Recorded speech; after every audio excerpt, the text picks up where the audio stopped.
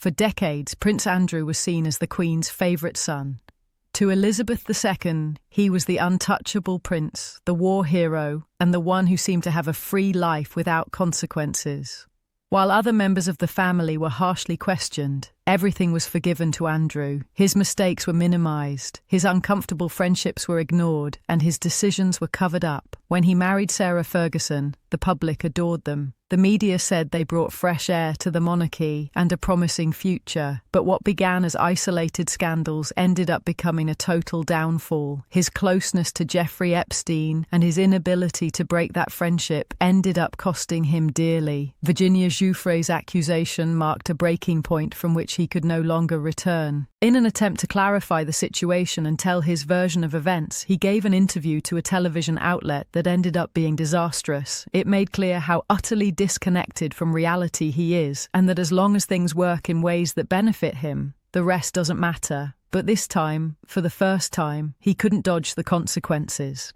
That interview sank him much further and became the subject of memes and parodies. It is known today as the classic example of how not to give an interview. And to give you an idea, it was his idea. Even once the interview ended, he told everyone, "We did very well." He seemed to think that by telling his side, even though the evidence indicated he was lying, everyone would believe him. Despite this, the Queen always protected him. She even allowed herself to be photographed with him as a sign of support. But the scandal became so big that once the Queen died in 2022 and his brother, Charles III, became king, his privileges were drastically ended. 2025 was one of his worst years. Documents and emails were exposed in Virginia's book that changed everything. Nobody's Girl, which leaves many of us with the feeling that Virginia's case is not just an isolated episode, but the tip of the iceberg in this very complex story. Recently, the king stripped him of his titles. No more Royal Highness, no more curtsies to him. He is removed from public life and does not hold any place in the monarchy.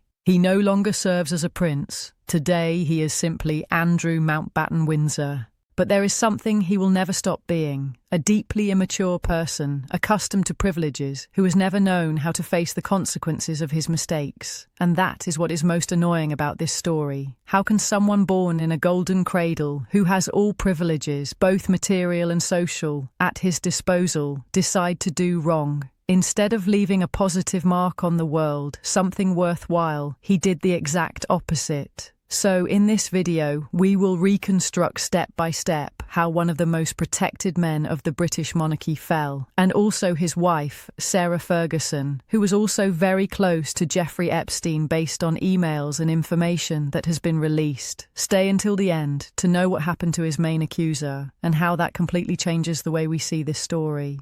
But before continuing, I was thinking that when we enter a website or an online store, it goes far beyond a pretty page. Often the hard part is not selling, but organising everything that comes after. And that's where Odoo comes in. Odoo is not just a website, but a platform that allows you to manage your entire business from a single place. Sales, customers, inventory, billing, projects, accounting, everything is connected and updates in real time. For example, here I make an online store and automatically the customer is saved as a contact, the opportunity appears in sales, the product leaves the inventory, and the invoice is generated. You can even integrate WhatsApp, manage a physical point of sale, and see everything from the same system. Odoo is ideal if you are starting an enterprise, if you already have your own company, or if you want to launch a project, event, or store without complicating your life with 1,000 different apps. Try Odoo today with the link I've left in the description, and forget the stress of logistics. Now, back to Mom and Dad's favourite. To understand how Andrew could become this so problematic person, it is important to understand the context in which he was born and the way he was raised. He was the first child born to Elizabeth, already serving as queen. She assumed the crown in 1952, when her first two children had already been born. Charles was 4 and Anne was 2. But for her, transitioning from princess to queen was very stressful. Remember that she wasn't even that close to the line of succession originally. The king was her uncle, Edward VIII, but he decided to abdicate to marry Wallis Simpson, passing the crown to his brother, George VI, Elizabeth's father, in 1936. However, he died suddenly in 1952. Since he had no male children, Elizabeth assumed the crown at just 25 years old. This was a great shock for her, as Elizabeth was not raised to be queen. Amid her father's mourning, she had to take the reins of the monarchy with a deep fear of failing. To avoid that failure, she devoted herself entirely to her responsibilities. With her two eldest children, she was rather cold and absent because she put the reign before her own family. Her days were filled with early meetings, royal engagements, and exhausting long periods of travel abroad. Charles and Anne grew up with a queen mother who was quite distant from motherhood. Their childhood passed between nannies and boarding schools, marked by a constant feeling that formality came first and affection came second. It surely wasn't for a lack of love, but rather the only way a woman so young could carry such immense weight. The birth of Andrew, a royal reconciliation. As the years passed, this lifestyle inevitably brought problems to her marriage. There were rumours of frequent arguments and of a Prince Philip frustrated at having been left in a secondary role, living in the shadow of royal duty. But on the 19th of February 1960, Andrew was born. He has been documented as the baby the Queen saw as a second chance to connect with her motherhood and renew her marriage. By this point, she already had 8 years of reign under her belt and had adapted to her role. Charles was already 12 and Anne was 10. It was an opportunity to start again as a family. He was the first child given the surname Mountbatten-Windsor, largely to please Philip, who had been complaining that his first two children bore only the surname Windsor, the Queen's surname. Thus, Andrew's name represented his parents' reconciliation, the favourite son. Elizabeth wanted to make up for everything, the love, attention, and time she had not given her older children. During Andrew's first years, she spent long hours with him. She taught him to read the clock and the alphabet, bathed him at night, and told him stories before sleep. She was much more present in his upbringing than she had been with Charles and Anne combined. At 4 years old, Prince Edward was born, and there were occasions when she herself would take both of them to school to show that she cared. However, according to biographers and those close to the royal circle, her heart leaned toward Andrew. She never admitted it publicly, but it is said that if you snooped in her handbag, you would find only one photo of her 4 children, that of Prince Andrew. This preference did not only come from his mother, but from his father as well. For Prince Philip, Andrew was the one who most resembled him. He felt a certain distaste toward Charles's personality, finding him too introverted, serious, a lover of poetry, and disinterested in sports or military life. In contrast, Andrew showed a strong, athletic, and competitive character from a young age. Philip proudly called him the little devil. The impact of privilege. It is sad that all this love and attention, instead of forging an empathetic character, drove Andrew to exactly the opposite effect. From a young age, he knew he was superior to others. In the monarchy at that time, males were preferred over females in the line of succession. It didn't matter that he was younger than his sister. Simply for being a man, he was ahead. He displaced Anne and remained second in line for years.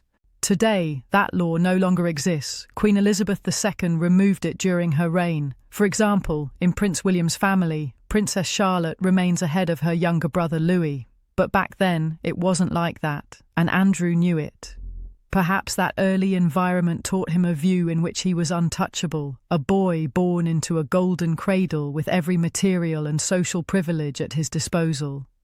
The golden child without limits, he had absolutely everything, the most expensive toys and the most extravagant whims. To give you an idea, I'll give an example. On his 6th birthday, they gave him an Aston Martin miniature, an exact replica of James Bond's car in Goldfinger, which was built to his measure for more than £4,000. It was a gift fit for a prince. And so, he grew up believing himself to be very special. Not even Charles, who was the heir, behaved like that. The palace staff were afraid of him because he was an arrogant child, demanding and rude to the service staff. He played mean pranks on the employees, on the guards, and even on his own mother and his grandmother, as if he enjoyed seeing others embarrassed. And no one could stop him. No one dared to say no to him. This was the only clip I found of him in action. He's playing snow fights with his brother Edward. Although it seems like a simple children's game, which it is, it does fit this pattern of Andrew not knowing when to stop. It belongs to the famous 1969 documentary, The Psychology of a Little Devil. There is an analysis of this case by the British psychologist Oliver James, who explains that the problem is not loving a child, of course, or wanting to make him happy, but failing to set limits so they don't learn to deal with frustration or face consequences. He also says that in Andrew, an anxious attachment developed. After all, his mother was the Queen, and his father had many commitments that meant he had to be away for long periods. There were moments when they gave him everything when they were with him, but when they left, that attention disappeared. In a child, this can generate a lot of anxiety and lead him to seek constant stimuli to feel seen and loved. According to Oliver James, this can produce dysfunctional adults who always depend on being made to feel good, cannot establish lasting relationships, and do not understand boundaries. School years. The great me.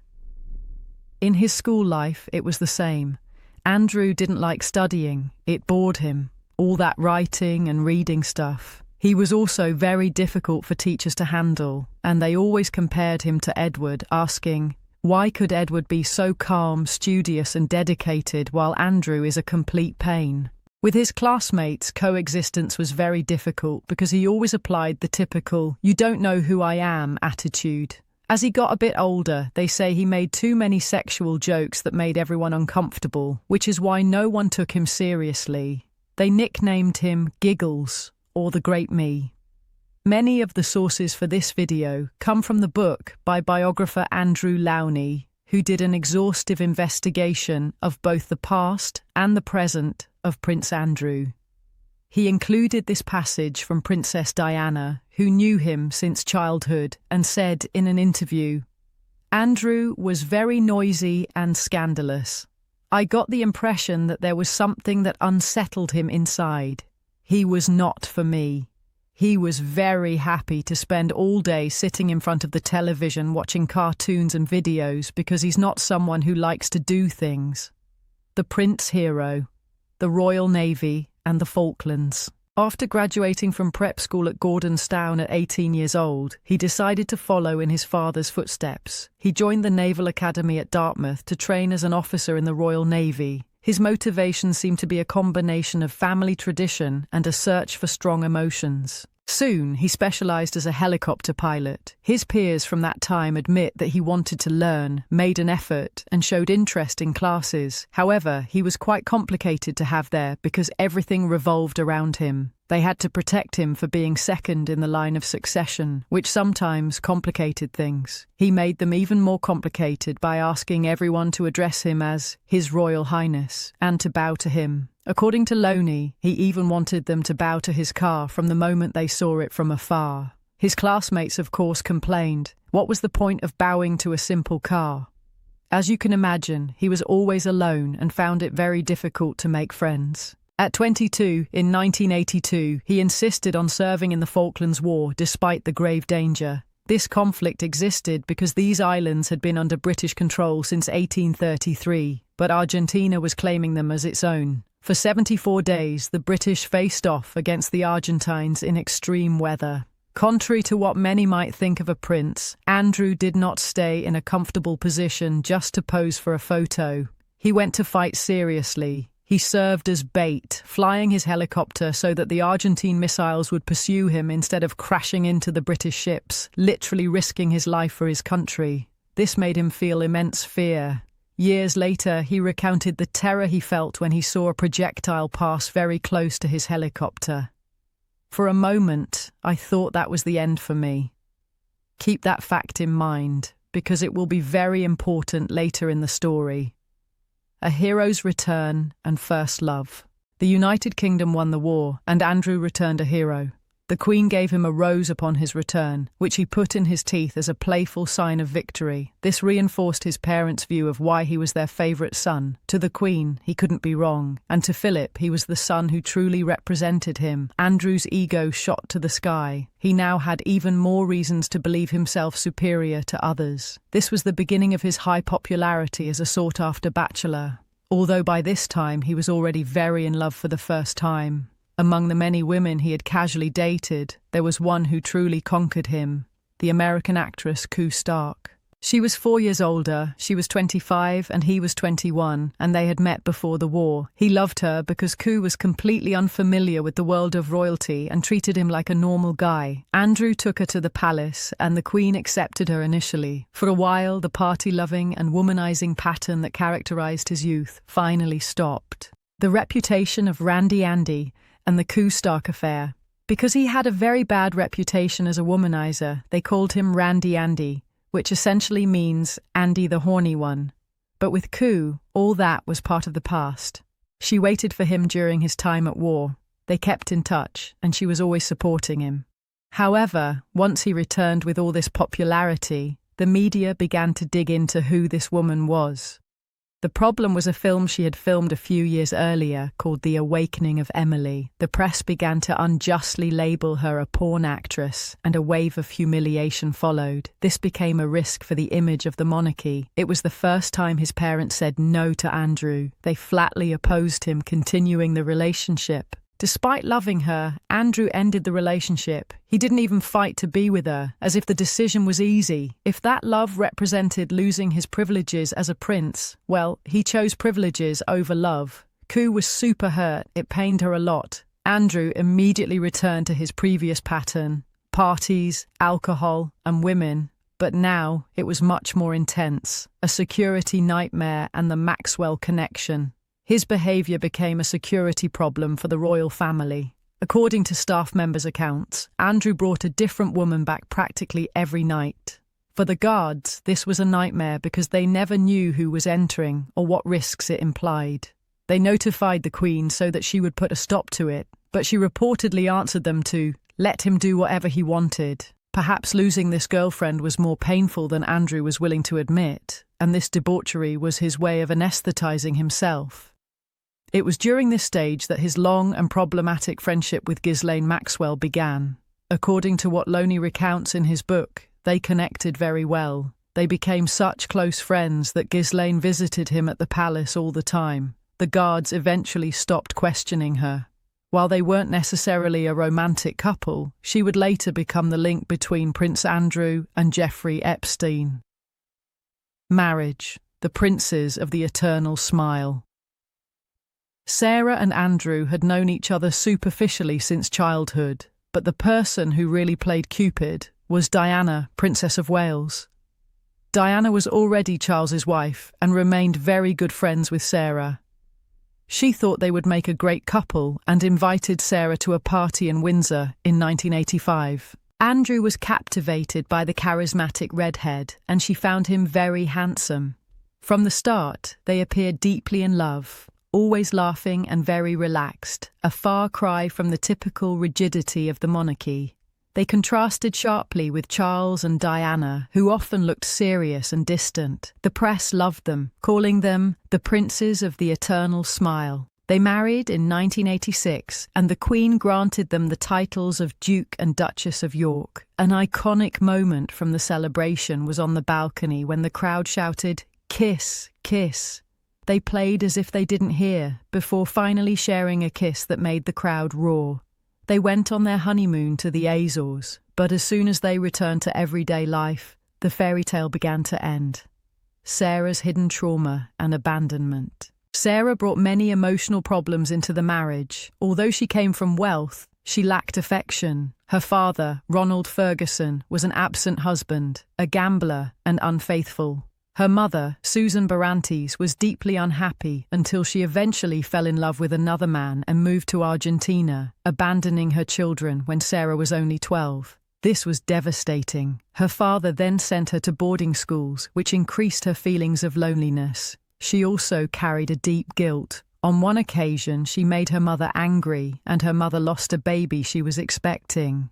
Sarah felt she was the reason her mother left, saying years later, "I felt incapable of being loved. I thought I wasn't worth enough for my mother to stay." To bear this pain, Sarah found refuge in food, literally eating her emotions, a struggle that would accompany her for the rest of her life. The reality of a lonely duchess. With this marriage, Sarah thought she had found happiness, but she was practically alone. Due to his military assignments, Andrew spent only 40 days a year at home. Sarah recounted, I spent my first pregnancy alone. When Beatrice was born, Andrew was with us for 10 days and then had to leave again. Andrew's character didn't help. He wasn't interested in any household tasks or sharing basic responsibilities. Arguments began to escalate into shouting and verbal insults. When Sarah tried to talk to the Queen would quickly divert the conversation to her dogs or horses, as if she didn't want to hear that her son wasn't perfect. While Andrew might have loved Sarah initially because she was fun, once she needed him emotionally during motherhood, he withdrew. According to author Lowney, he was unfaithful with more than a dozen women in just the first year of marriage, details the palace managed to hide. Despite the widening gap, they decided to have a second daughter in 1990, Princess Eugenie, wrongly believing it would improve the marriage. Instead, things got worse.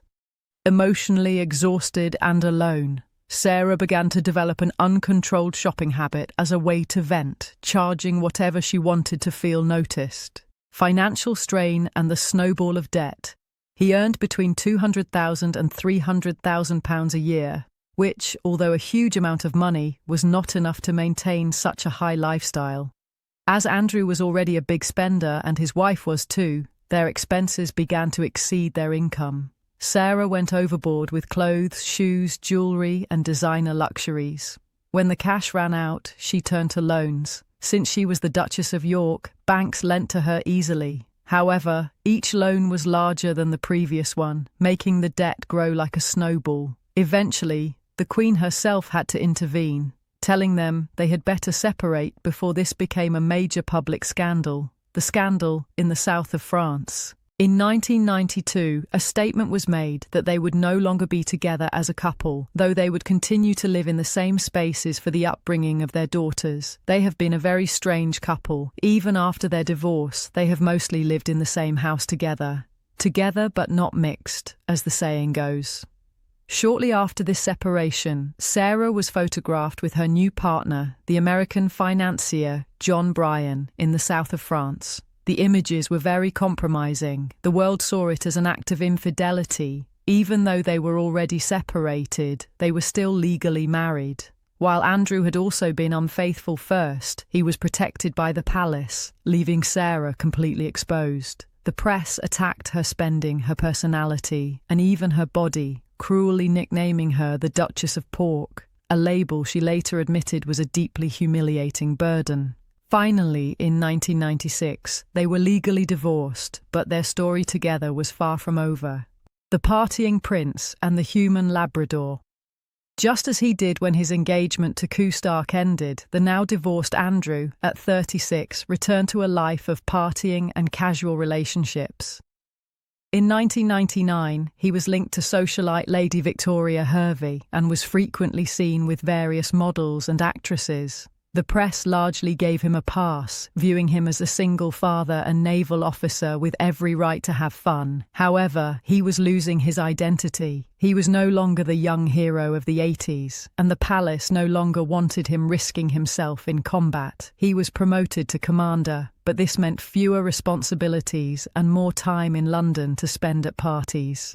It was during this time that he reconnected with Ghislaine Maxwell, who moved in circles of elite excess. She introduced him to her boyfriend, the mysterious financier Jeffrey Epstein. They quickly connected.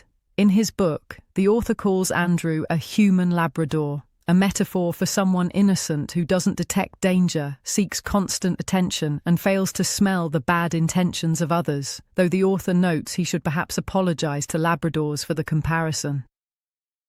Validating a predator. Ghislaine and Jeffrey knew exactly how to manipulate him by organising dinners, flattering him and making him feel important. They took him on rides on the Lolita Express and introduced him to women like Christina Drangsholt and Anna Malova, Miss Russia 1998. Andrew reciprocated these attentions by inviting them to Balmoral, the Queen's private residence in Scotland. This famous photo of Jeffrey and Ghislaine was taken precisely there, a place usually reserved only for the most intimate circle of the royal family. Later, the Queen even organised a party for Andrew's 40th birthday and invited both Ghislaine and Jeffrey. This friendship validated Epstein immensely. It opened doors for him to deal with diplomats, ambassadors, and other monarchs, providing him with a prestige that cancelled out suspicion. By the year 2000, Andrew's military career was stalling, and his place in the line of succession was slipping behind Charles's children. A new role and a dangerous line. In what seemed like a midlife crisis, Andrew left the Navy in 2001. As a consolation prize, his mother gave him the position of Special Representative for International Trade and Investment for the United Kingdom. This role required him to travel extensively and meet high-level investors, but it also tied him more closely to Jeffrey Epstein. This was the period in which Andrew began to visit Epstein's properties much more frequently. According to the author Lowney, for Andrew, this lifestyle became completely normalized. He even began to change his appearance, as if he were desperately trying to reconnect with his youth. The encounter with Virginia Giuffre. In March 2001, according to her account, Jeffrey Epstein paid for a trip to Europe for Virginia Roberts, now known as Virginia Giuffre, so she could meet an important figure, Prince Andrew. Virginia was born in 1983, and her adolescence was marked by extremely difficult situations. She briefly lived on the street at 14 before falling into a state of extreme vulnerability. Although she eventually reunited with her father, who worked in maintenance at Donald Trump's Mar-a-Lago club, it was there that she got a job as a spa assistant. This led to her meeting Ghislaine Maxwell, who recruited her to work for her and Jeffrey Epstein. Virginia stayed in that environment due to financial need and the normalization of her previous traumas.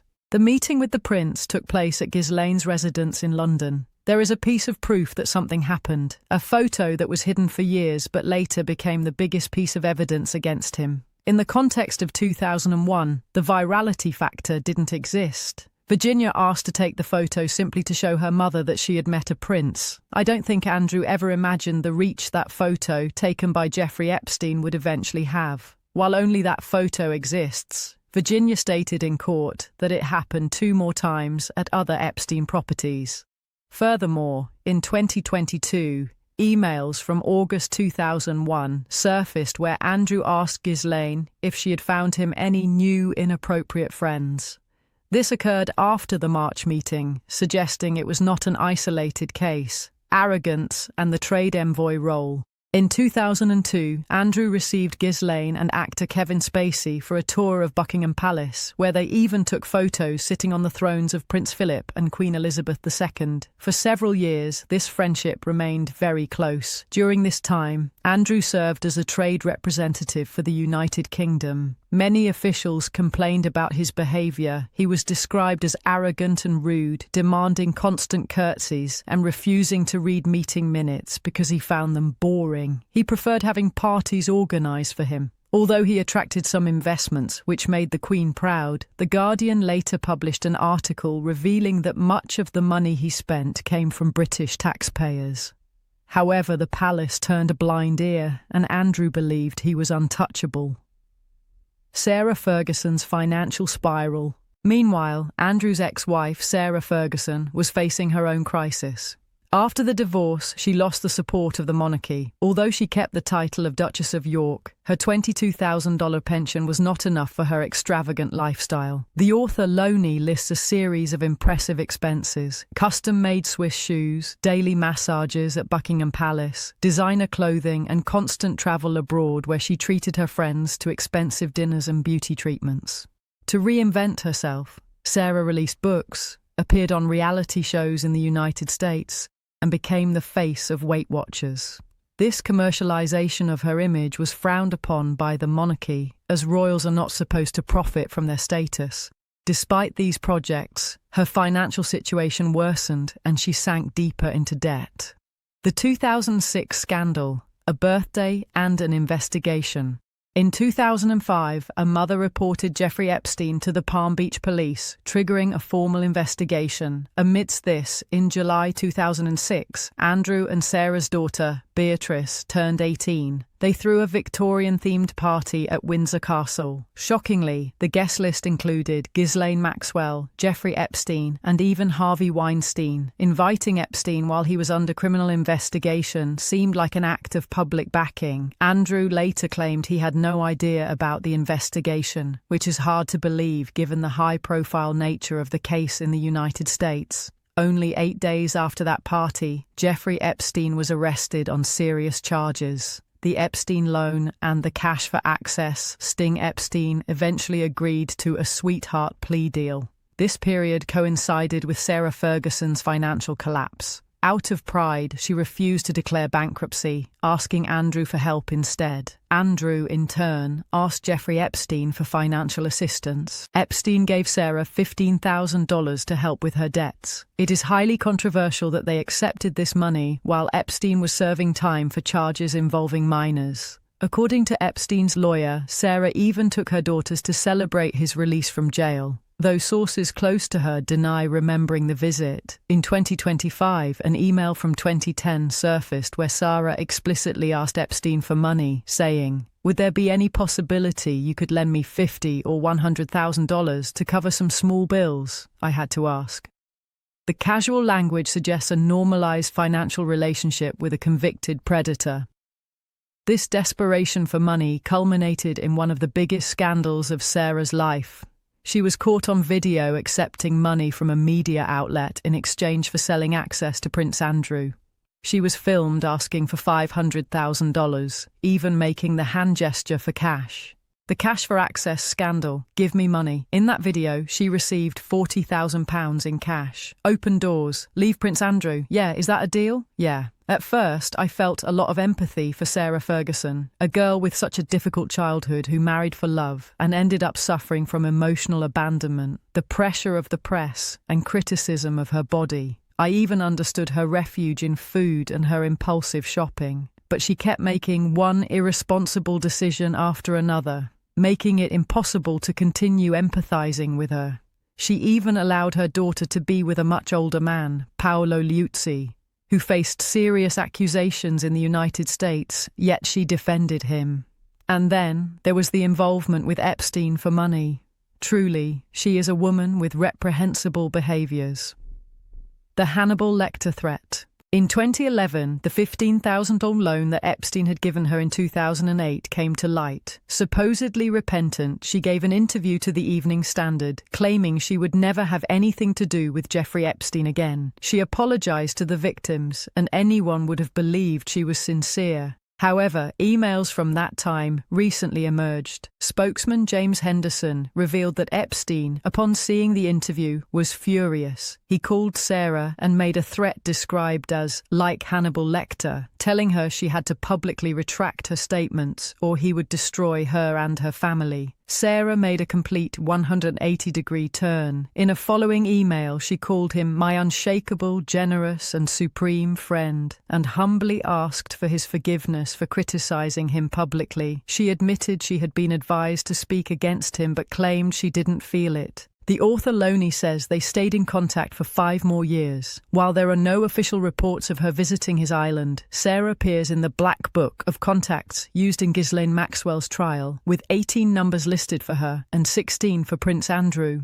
She also appears in the flight logs of the Lolita Express. After these emails were exposed, several charities broke ties with her, and her attempts to clean her image completely collapsed. The sinking of a prince. On December 6, 2010, a worldwide scandal erupted when Prince Andrew was photographed walking in Central Park with Jeffrey Epstein, after Epstein had already been convicted and released from jail.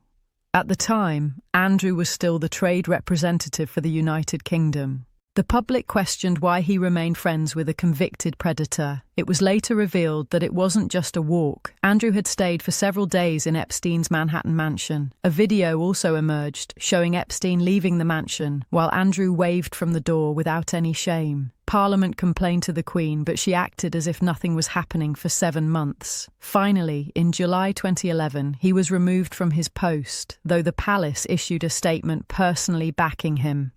The Disaster Interview. Newsnight, 2019. Things remained quiet until 2015, when Virginia Giuffre filed a lawsuit against Ghislaine Maxwell, mentioning Andrew. The Queen issued a statement supporting Andrew and denying the accusations, which many found outrageous. Instead of allowing a full investigation, the palace defended him blindly. In 2019, following Epstein's arrest and mysterious death, the pressure became unbearable. Andrew thought an interview would clear his name. He received the Newsnight team and Emily Maitlis at Buckingham Palace. He was described as super relaxed, joking and smiling, apparently disconnected from the gravity of the situation. In the interview, he completely denied meeting Virginia, claiming he didn't remember the famous photo. He offered a ridiculous alibi, saying he was at a Pizza Express with his daughter on the day of the alleged encounter. He also claimed he had a medical condition that prevented him from sweating, a response to Virginia's claim that he had sweated heavily. Most shockingly, he said he did not regret his friendship with Epstein because it allowed him to meet valuable people. The final downfall and settlement. The interview was a catastrophe. It caused so much damage to the monarchy that Andrew was forced to step back from royal duties. In 2021, Virginia filed a civil lawsuit directly against him in New York. Andrew's team tried to discredit her with a smear campaign, but it failed. To avoid a public trial, they reached an out-of-court settlement reported to be between £10 and £12 million, funded directly by Queen Elizabeth II. Once the Queen died, King Charles III and Prince William took a stricter stance. Andrew was forbidden from wearing his military uniform at the funeral. While they haven't abandoned him completely, likely to prevent him from pulling a Harry and selling his story to Netflix, his life of luxury and public status is over. The heroine, Virginia Giuffre's legacy. Virginia Giuffre is the true heroine of this case. She escaped to Australia, married Robert Giuffre, and fought for justice despite threats and discredit. However, her life remained complicated. In April 2025, her family announced she had separated from her husband. Mysterious theories arose after a serious car accident she suffered. Her father, Sky Roberts, publicly doubted the official version of events, believing someone came after her. Before her death, Virginia had been working on her book, Nobody's Girl. She sent an email to journalist Amy Wallace weeks before her passing, insisting that the book must come to light regardless of what happened to her. On October 21, 2025, the book was finally made public, honouring her final wish and making life nearly impossible for Prince Andrew.